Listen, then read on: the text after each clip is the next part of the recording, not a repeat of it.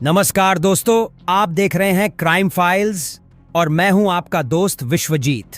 आज की कहानी सिर्फ एक मर्डर मिस्ट्री नहीं, बल्कि राजनीति, व्यापार और बदले की आग में सुलगते रिश्तों का ऐसा जाल है जिसमें एक नौजवान की जान चली जाती है।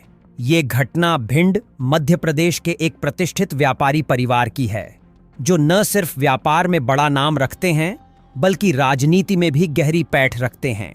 लेकिन एक सुबह पन्ना होटल की चौथी मंजिल पर हुई गोलियों की गूंज ने पूरे शहर को हिलाकर रख दिया।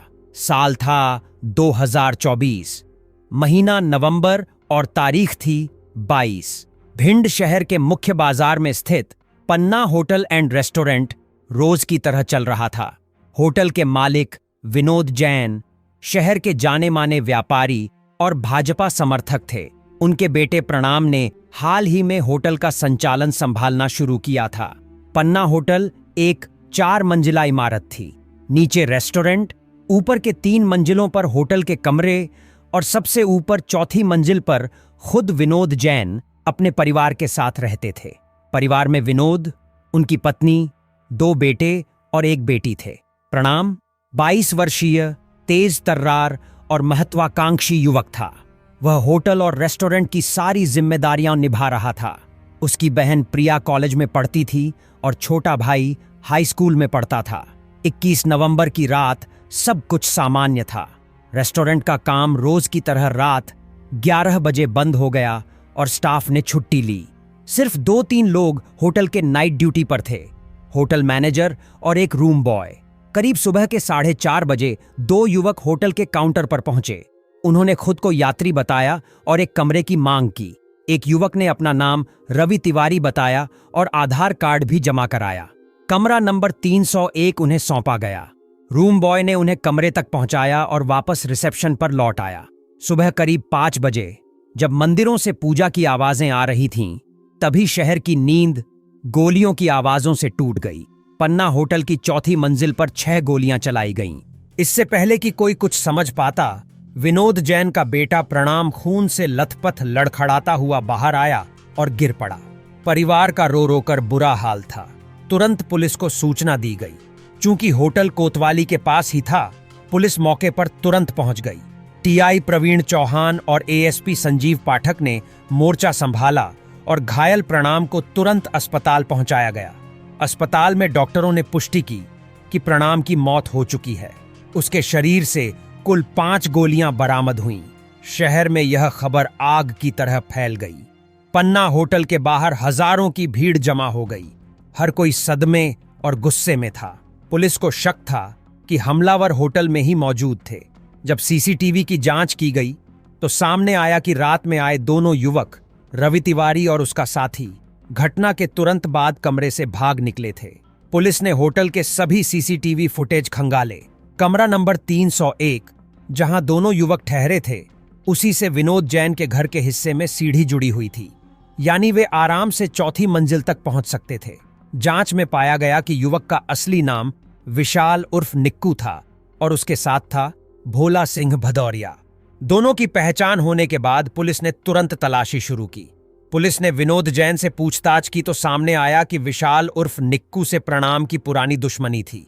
दरअसल पिछले साल नवंबर में विनोद जैन और प्रणाम ने बीच बाजार में विशाल की पिटाई की थी। गवाही देने वालों के अनुसार उन्हें सार्वजनिक रूप से अपमानित भी किया गया था। विशाल की मां एक भाजपा मंडल अध्यक्ष थीं और विनोद जैन भी भाजपा समर्थक, यानी राजनीतिक तनाव भी इस दुश्मनी का हिस्सा था।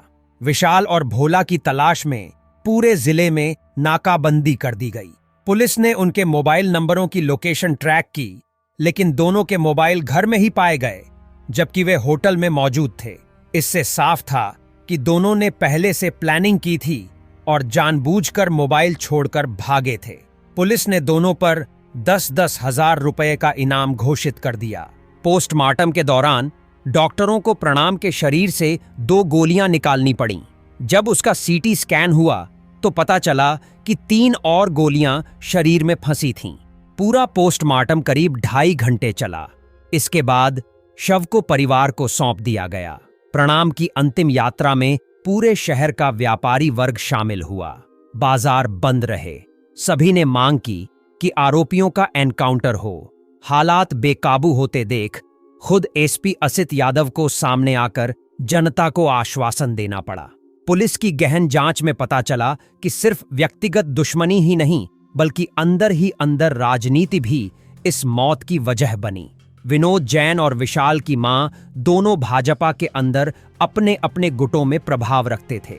इस वजह से मनमुटाव और गहराता गया। एसपी ने 5 अलग अलग टीमों का गठन किया। मध्य प्रदेश के साथ साथ उत्तर प्रदेश में भी सर्च ऑपरेशन चलाया गया। पुलिस ने विशाल और भोला के जान पहचान वालों से पूछताछ की। कुछ दिनों बाद पुलिस को मुखबिर से सूचना मिली कि दोनों आरोपी उत्तर प्रदेश के एक गांव में छिपे हैं। पुलिस ने दबिश दी, लेकिन वे पहले ही भाग चुके थे। इस मामले ने मीडिया में खूब तूल पकड़ा।